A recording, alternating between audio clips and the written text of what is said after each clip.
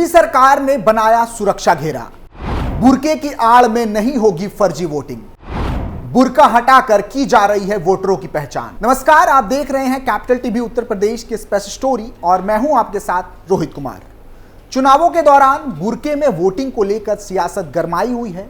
आज यानी कि 19 अप्रैल को पहले चरण का मतदान हो रहा है। सभी बूथों पर बम्पर वोटिंग की खबरें सामने आ रही हैं, लेकिन इस दौरान कुछ बुर्के की आड़ में फर्जी वोटिंग की खबरें भी सामने आई हैं।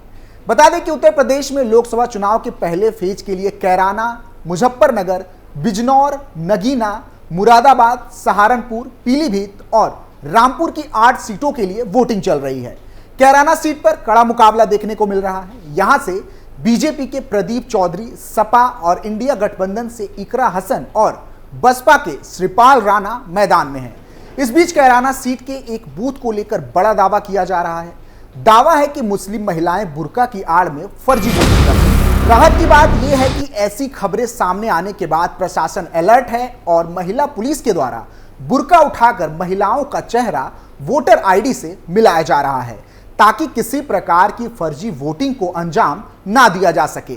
चूंकि फर्जी वोटिंग के लिहाज से यह एक अच्छा कदम है, फिर भी समाजवादी पार्टी को यह रास नहीं आ रहा है। समाजवादी पार्टी आरोप लगा रही है कि सरकार जानबूझकर मतदान की गति को धीमा करने का प्रयास कर रही है, ताकि हारी हुई बाजी को पलटा जा सके। बीते 2019 चुनाव की बात करें तो इस सीट पर बीजेपी के प्रदीप चौधरी ने सपा की तबस्सुम हसन को हराया था। प्रदीप चौधरी को 5,66,961 और तबस्सुम हसन को 4,74,801 वोट मिले थे। वहीं 2014 लोकसभा चुनाव की बात करें तो इस सीट पर बीजेपी के हुकुम सिंह ने सपा के नाहिद हसन को हराया था। खैर, ये बात हुई पिछले चुनावों की, जिसमें बीजेपी का पलड़ा साफ तौर पर भारी नजर आता है। ऐसे में सपा का यह दावा कि मतदान की गति को धीमा करने की कोशिश की जा रही है, ताकि मौजूदा सरकार को फायदा पहुंच सके, पूरी तरह से खोखली नजर आती है। ये बस एक बौखलाहट है और कुछ नहीं। जानकारी के लिए बता दें कि योगी सरकार फर्जी वोटिंग को लेकर पहले से सतर्क है। ऐसे में सरकार पर इस तरह के आरोप कहीं से भी सही नजर नहीं आता। अक्सर चुनाव आते ही ये खबर भी सामने आने लगती है कि बुर्के की आड़ में फर्जी वोटिंग का काम किया जा रहा है, और कई बार ऐसी महिलाएं भी पकड़ में आई हैं जो एक बार नहीं बल्कि बुर्के का गलत इस्तेमाल करते हुए दोबारा वोटिंग करती हैं। हैरानी की बात यह है कि कई बार पुरुष भी इसमें शामिल होते हैं। इसी के मद्देनजर लोकसभा चुनाव में बीजेपी सरकार ने बुर्के की आड़ में फर्जी मतदान को रोकने के लिए तरकीब निकाली। पार्टी के अल्पसंख्यक मोर्चा ने मुस्लिम महिला वोटरों की जांच के लिए अपनी महिला कार्यकर्ताओं को पोलिंग एजेंट के रूप में तैनात कर रही है। बता दें कि इसका प्रयोग लोकसभा चुनाव के पहले चरण से ही शुरू हो चुका है। बीजेपी इससे पहले बुर्के की आड़ में फर्जी मतदान कराने की शिकायत भी चुनाव आयोग से कर चुका है।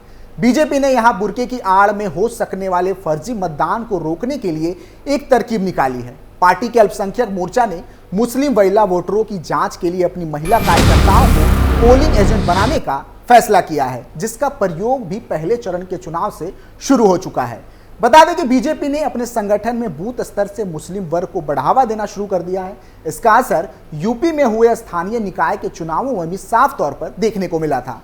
पार्टी ने मुस्लिम बाहुल्य इलाके में मुस्लिम बूथ अध्यक्षों की भी नियुक्ति की। जिस बूथों पर मुस्लिम मतदाताओं की तादाद अच्छी खासी है, उन बूथों के लिए बनाई गई कमेटियों में भी मुस्लिमों की जगह दी गई है। बीजेपी की कोशिश है कि सभी वर्गों के लाभार्थियों के साथ साथ मुस्लिम समाज के भी ऐसे सभी लाभार्थी तक पहुंचा जाए जिन्हें केंद्र की मोदी सरकार अथवा राज्य की भाजपा सरकार की कल्याणकारी योजनाओं का किसी न किसी रूप में लाभ मिला है।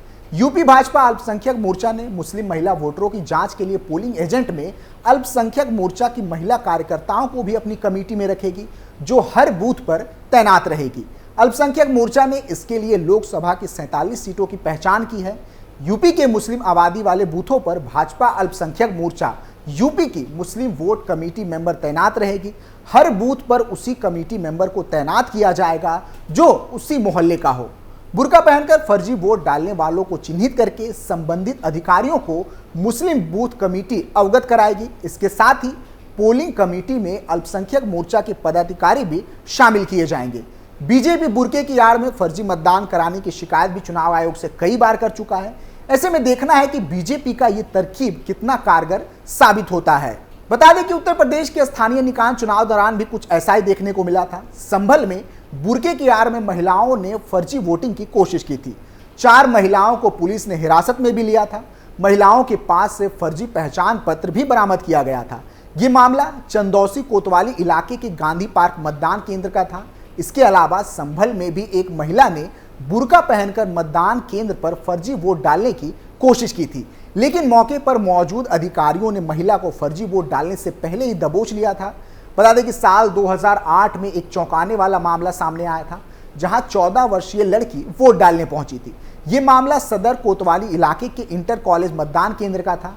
लोगों के हंगामे के बाद पुलिस ने नाबालिग लड़की को हिरासत में ले लिया था और उससे पूछताछ की थी। वहीं यूपी विधानसभा चुनाव 2022 की बात करें तो दूसरे चरण के वोटिंग के दौरान रामपुर में फर्जी वोटिंग करते हुए 2 महिलाएं पकड़ी गई थी। पकड़ी गई महिलाएं बुर्का पहनकर वोट करने आई थी, जिसमें से एक मां और दूसरी उसकी बेटी थी। इसमें से एक ने फर्जी वोटिंग भी कर दी थी, लेकिन जब दूसरी महिला वोटिंग के लिए गई तो वो पकड़ी गई। पकड़ी गई महिलाओं के नाम रानी और मुस्कान था, जिसके बाद पुलिस ने दोनों के खिलाफ मामला दर्ज कर कार्रवाई शुरू कर दी थी। बता दें कि उत्तर प्रदेश की 55 विधानसभा सीटों पर दूसरे चरण में वोटिंग चल रही थी और इसी दौरान रामपुर में फर्जी वोटिंग की जानकारी पुलिस को मिली। सूचना पर पहुंची पुलिस ने 2 बुर्का पहने महिलाओं को गिरफ्तार कर लिया और पूरा मामला जिले की शहर विधानसभा क्षेत्र में जीआरपी कॉलेज में बने मतदान स्थल का था। इस पूरी घटना के बाद जिला निर्वाचन अधिकारी रविंद्र कुमार ने कतार में खड़ी अन्य महिलाओं को ऐसा ना करने की चेतावनी भी दी।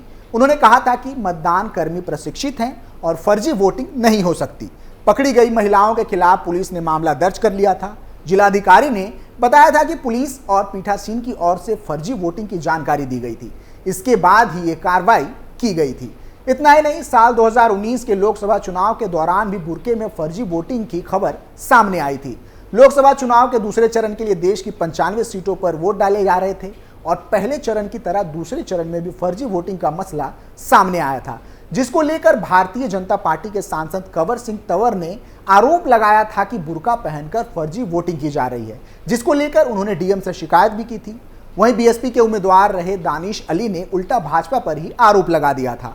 उन्होंने कहा था कि बीजेपी खुद फर्जी वोट डलवा रही है। तो वहीं मीडिया से बात करते हुए कंवर सिंह तंवर ने कहा था कि एक शख्स बुर्का पहनकर नौगांवा में मतदान कर रहा था, जिसको पुलिस ने पकड़कर थाने भेज दिया था। सांसद ने आगे बताया था कि अमरोहा में करीब 100 बूथ ऐसे थे जहां पर उनके पोलिंग एजेंट नहीं थे। वहां से हमारे एजेंट को भगा दिया गया था और अब फर्जी वोट डाले जा रहे थे। कंवर सिंह तंवर ने इसको लेकर अधिकारियों को शिकायत भी की थी। भाजपा के इस आरोप पर बहुजन समाज पार्टी के उम्मीदवार दानिश अली ने पलटवार भी किया था।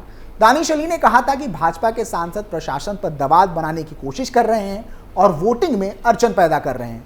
बता दें कि इससे पहले 11 अप्रैल को जब पहले चरण के लिए मतदान हो रहा था, तब उत्तर प्रदेश के ही मुजफ्फरनगर में बीजेपी नेता संजीव बालियान ने ऐसा ही आरोप लगाया था। संजीव बालियान ने भी कहा था कि बुर्का पहनकर फर्जी वोटिंग की जा रही है। ऐसे में जो बुर्का पहनकर आ रहे हैं उनकी जांच होनी चाहिए। हालांकि संजीव बालियान के हर एक आरोप को चुनाव आयोग की तरफ से निराधार बताया गया था। इलेक्शन कमीशन की तरफ से जवाब दिया गया था कि फर्जी वोटिंग की खबर गलत है और हर वोटर की मतदान से पहले जांच की जा रही है। वहीं मुस्लिम पक्ष इस नई पहल के बारे में अलग दृष्टिकोण रखते हैं। वह इस प्रयोग को अल्पसंख्यक समुदाय के अधिकारियों के खिलाफ देख रहे हैं। उनका कहना है कि यह उनके वोटरों की निजी और व्यक्तिगत जानकारी को खतरे में डाल सकता है और यह उनके निजी अधिकारों का उल्लंघन है। मुस्लिम पक्ष का कहना था कि यह अधिकार भाजपा को किसने दिया है जो ऐसे बदलाव करने की कोशिश कर रहा है। आइए हम आपको बताते हैं क्या होता है फर्जी मतदान, जिसको रोकने के लिए बीजेपी इस दिशा में कड़े कदम उठा रही है, जिसको लेकर बवाल भी शुरू हो गया है। खासकर मुस्लिम समुदाय की तरफ से ये सवाल खड़े किए जा रहे हैं कि बीजेपी फर्जी वोटिंग की आड़ में हमारे धार्मिक रीति रिवाज से छेड़छाड़ करने की कोशिश कर रहा है। फर्जी मतदान का अर्थ होता है किसी अन्य व्यक्ति के नाम से वोट डालना। यह चुनाव आयोग के दौरान आपराधिक प्रक्रिया को परिभाषित करता है और इसे आईपीसी की धारा 171D में व्यवस्थित किया गया है। यदि कोई व्यक्ति चुनाव के समय किसी अन्य व्यक्ति के नाम से वोट डालता है तो वह फर्जी मतदान का अपराध करता है। फिलहाल के लिए इतना ही। आप देखते रहिए कैपिटल टीवी उत्तर प्रदेश। नमस्कार।